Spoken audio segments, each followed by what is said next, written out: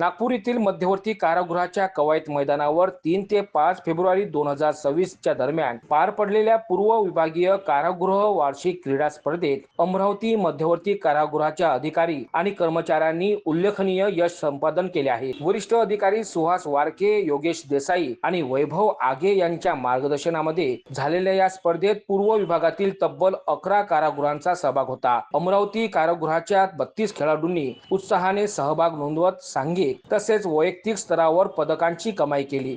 महिला व्हॉलीबॉल संघाने प्रथम क्रमांक पटकावित सुवर्ण पदक मिळविले, तर पुरुष बास्केटबॉल संघाने द्वितीय क्रमांक मिळवत रौप्य पदकाची कमाई केली। यासोबतच धावणे, कराटे, गोळाफेक, भालाफेक, थाळीफेक आणि कुस्ती या वैयक्तिक स्पर्धांमध्ये सुद्धा खेळाडूंनी सुवर्ण, रौप्य आणि कांस्य पदकांची लयलूट करीत आपली छाप उमटवली। अमरावती कारागृहाच्या अधीक्षिका कीर्ती चिंतामणी यांच्या प्रमुख मार्गदर्शनामध्ये आणि वरिष्ठ अधिकाऱ्यांच्या सहकार्यामुळे ही यशस्वी कामगिरी शक्य झाली असल्याचे सांगितले जात आहे। पूर्व विभागामध्ये एकूण द्वितीय क्रमांक पटकावित अमरावती संघाने आपला ठसा उमटवीत आता राज्यस्तरीय स्पर्धेकरिता पुण्याकडे रवाना होण्याची तयारी सुरू केली आहे। अमरावती कारागृहाच्या या यशस्वी कामगिरीमुळे खेळाडूंमध्ये उत्साहाचे वातावरण असून राज्यस्तरावर सुद्धा अशीच चमकदार कामगिरी करण्याचा त्यांचा निर्धार आहे।